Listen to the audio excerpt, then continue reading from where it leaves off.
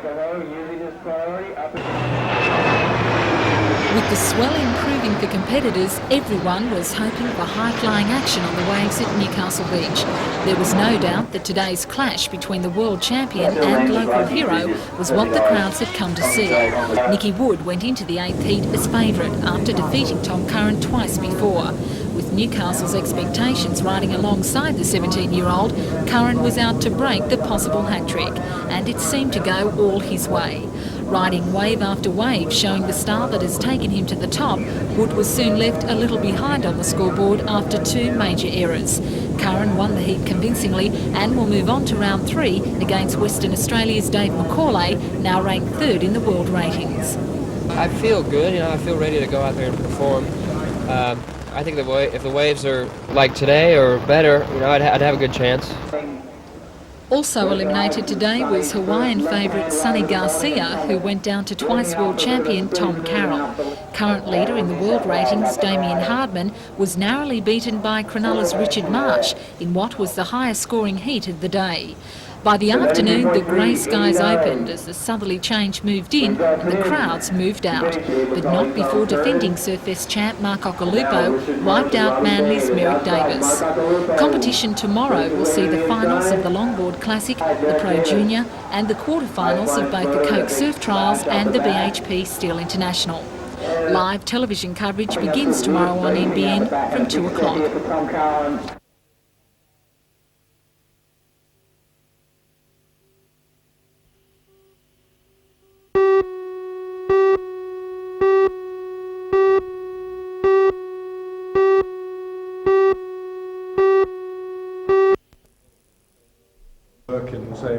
Newcastle University Vice-Chancellor Professor Keith Morgan announced the grant of $1 million American or about $1.5 million Australian dollars this morning. The money will further train specialists from Africa, India, China, Thailand, Indonesia and the Philippines during the next 3 years. The grant has been made to the University's Centre for Clinical Epidemiology or Preventative Medicine Science and Biostatistics Centre, one of only 4 in the world. The other 3 are in North America. The Centre's director, Professor Richard Heller, says the grant allows Newcastle to continue to be internationally recognised for providing skills to doctors. Why would an American organisation finance the training of people from developing countries in Australia? Well, there are many reasons for that. Of course, they know where they want to put their money and they put their money where they feel the competence is. So that's one reason. Secondly, of course, is geography. We are closer than North America is to places like China, Indonesia, Philippines, Thailand. And there was some geographic sense in that. In June, the Australian government announced a $1,470,000 grant to the university over the next 7 years to train Australian doctors, but it's felt the government could do more. We do have a particular issue that we're taking up with the government, which is the award of fellowships. In the grant from the Rockefeller Foundation, not only do they give us money for staff, but they provide fellowship support for the doctors to come here and study with us. The Australian government have provided generously funds for staff, but not fellowship support for the doctors to train with us. Meanwhile, the Newcastle University has received 2 additional grants in the past fortnight, totalling more than $2 million for research work. The grants have been made by the Australian Research Grant Scheme and the National Health and Medical Research Council. This map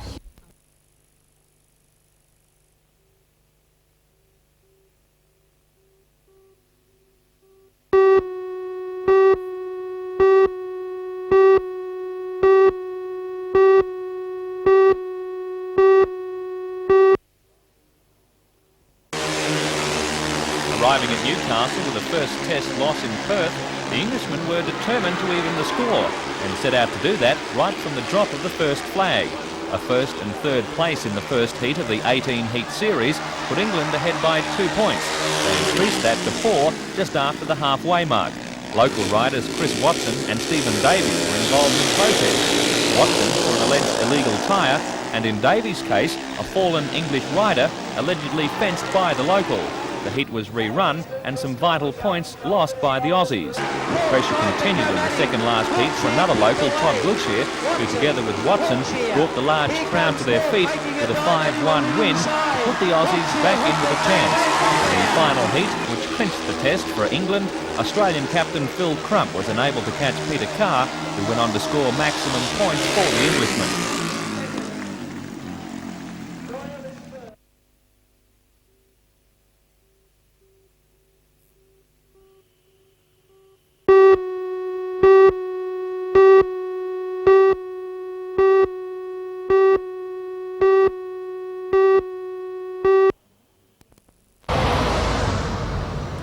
The annual general meeting of the Newcastle Youth Service heard that financially the centre is lean but liquid.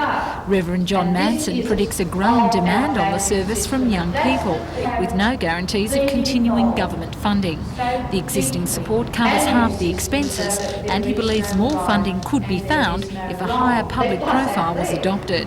However, private funding has jumped from $8,000 to $22,000 in the past year.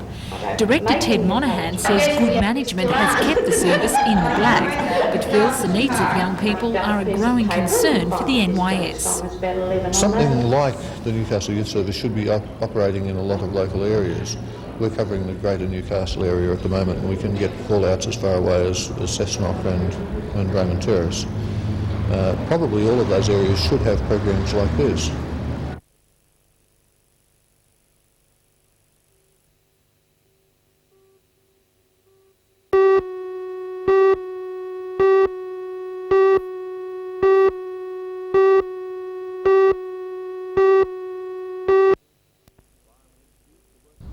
Firemen introduced the work bans from 8 o'clock this morning in support of their call for an extra 4 staff to supervise the Newcastle District Control Room.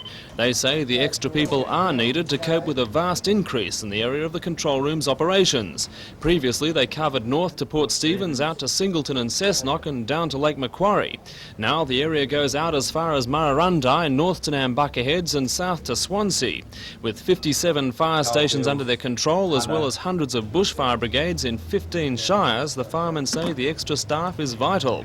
The bans apply only to paperwork and general duties. Newcastle Station Officer Bruce Rosa says the public were never at risk. We have bans in our control room where we receive all emergency calls and all business calls that come through into Newcastle. No station bans have been implemented at all, and I do not think they would be. The general public will not be inconvenienced. All fire calls, emergency calls will be answered. Our control room is still manned by 2 men at all times, and all emergency calls will be answered.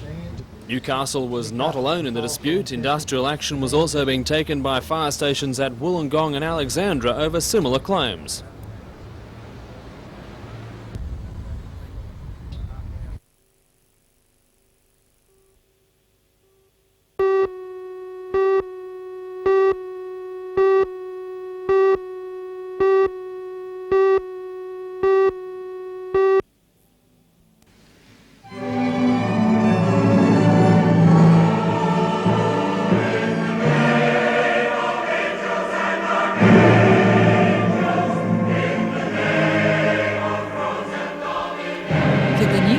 University Choir, this year's third and final production marks a fitting end to its 10th birthday. The music to The Dream of Gerontius was composed by Edward Elgar, who set melody to poetry. A poem written by John Henry Newman, who became Cardinal Newman, about an old man, Gerontius means an old man, who's on his deathbed and dreams of dying and going past the choirs of demons and choirs of angels into the glory of heaven. Last night at the choir's open rehearsal, the public, especially the young members, were invited to look behind the scenes of a musical production, the biggest ever undertaken by the 99-strong choir. The Dream of Gerontius opens at the Great Hall this Saturday night for one performance only, and will feature some of Australia's most noted soloists. Gerontius, Gregory Massingham, who's a tenor from Brisbane, as Mezzo Irene War, who's singing with the Victorian State Opera at the moment. She's a Newcastle singer who's sung with us before. And the bass is Grant Dixon, who's also an international soloist, New Zealand and some local place, and wonderful voice. He also sang frequently with us before. And it's a one-only performance? One-only performance. It's a very big work. And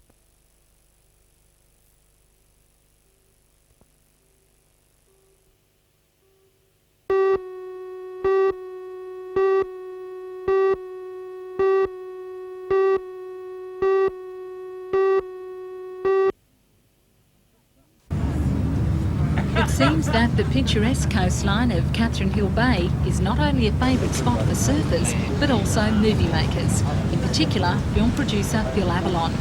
9 years ago, Avalon made his first film in the area called Summer City.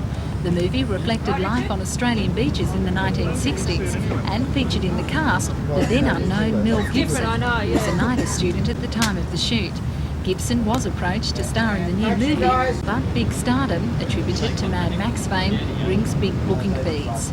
Breaking Loose is set in a place called Wandara, 20 years after a child was conceived during an affair on a buckshot out. Peter Phelps, who starred in The Light Horseman, plays the main character who returns to his birthplace. He meets up with Aborigine David Numbajara, who is making his acting debut. The film also features popular Australian soap stars Abigail and Vince Martin, and some locals who've been rounded up as extras. Shooting will continue throughout this week, and today stuntmen went through their paces.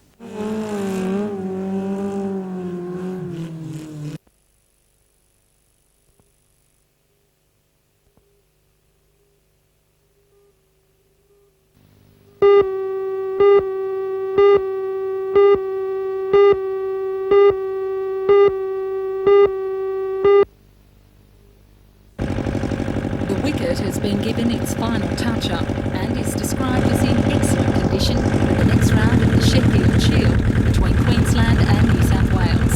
And it's a big line-up. Between them, the two teams boast 15 international players. 8 on the New South Wales side, including Greg Matthews, Jeff Lawson, Steve Ward, Dave Gilbert, Greg Dyer, Mary Bennett, Peter Taylor and Mike Whitney. And 7 on the Queensland team that arrived in Newcastle today without skipper Alan Border. Stayed in Melbourne for the Australian selection to play New Zealand in Brisbane next weekend. Border will join Vice-Captain Robbie Kerr, English all-rounder Ian Botham, John Maguire, Greg Ritchie, Glenn Trimble and Craig McDermott tomorrow when the team begins training at the University Oval.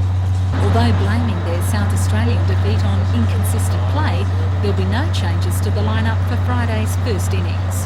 We'll have to have a look at the wicket, see what the wicket's like, and you know, the conditions on Friday morning will depend on who's 12th man, but we've got the same 12 that played against South Australia. You're up against New South Wales. How do you think the game will go? Well, they had a good win against South Australia a week ago, so their confidence is up. They'll be looking for another win, and we're looking for a win as well. We've just been defeated by South Australia in Adelaide, so it should be a very competitive game.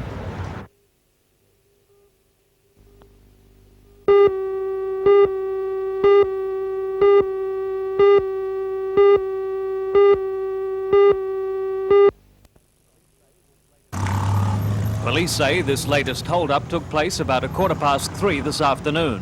The robber entered the ANZ Bank on the corner of Hunter and Auckland Street and approached a bank worker. He's supposed to have brandished a firearm, probably a pistol, and demanded money. The bank worker handed over a wad of cash. The man ran out of the bank and up Hunter Street in a westerly direction. Minutes later, police and detectives were on the scene.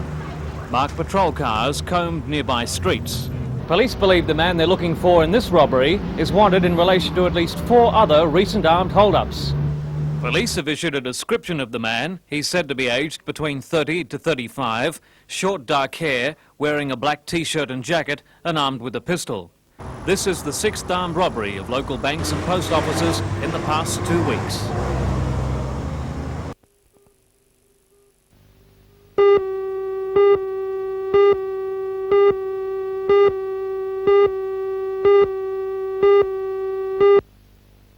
Around 15%. Apart from the sale of government monopolies and other assets, Andrew Hay, who describes himself as a radical conservative, wants to see the federal government produce a budget surplus. This would require, he says, a 3% cut in spending per year over the next 5 years. In his address yesterday, Mr Hay left no doubts as to where he thinks the sacrifices should be made. Very immediately, the government should be bringing down a package of spending cuts in order to produce a surplus budget. But beyond that, it should set a target of reducing the government sector to around a third of the economy from its present 40% plus. And that would mean government jobs be reduced? Yes, public service numbers ought to be cut over a period of 5 years.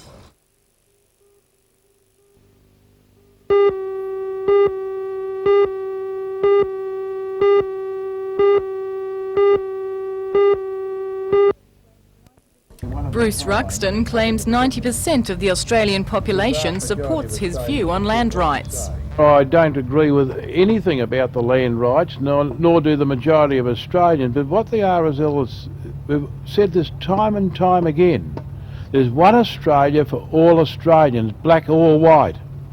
And we don't believe by giving away dirt to one group of Australians, and then that group of Australians barring us from entering to that dirt, we don't think that's right. That is apartheid. It's apartheid in reverse.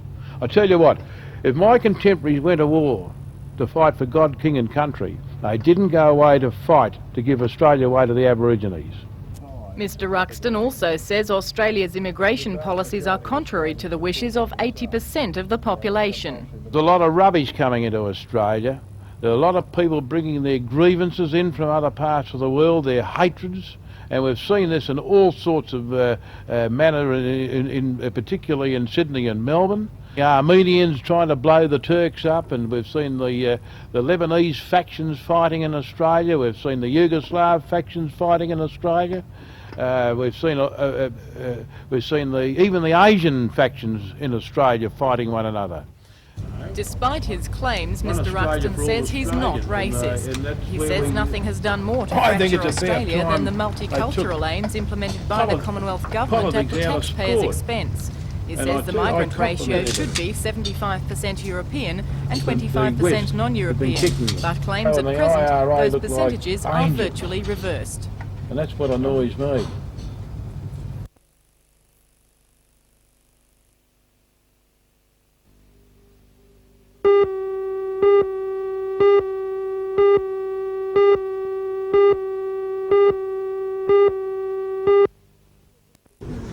The wicket has been given its final touch-up and is described as in excellent condition for the next round of the Sheffield Shield between Queensland and New South Wales. And it's a big line-up. Between them, the two teams boast 15 international players. 8 on the New South Wales side, including Greg Matthews, Jeff Lawson, Steve Waugh, Dave Gilbert, Greg Dyer, Murray Bennett, Peter Taylor and Mike Whitney. And 7 on the Queensland team that arrived in Newcastle yesterday, without skipper Alan Border. He stayed in Melbourne for the Australian selection to play New Zealand in Brisbane next weekend. Border will join vice-captain Robbie Kerr, English all-rounder Ian Botham, John Maguire, Greg Ritchie, Glenn Trimble and Craig McDermott today when the team begins training at the University Oval. Although blaming their South Australian defeat on inconsistent play, there'll be no changes to the Queensland lineup for Friday's first innings against New South Wales. Well, they had a good win against South Australia a week ago, so their confidence is up. They'll be looking for another win, and we're looking for a win as well. We've just been defeated by South Australia in Adelaide, so it should be a very competitive game.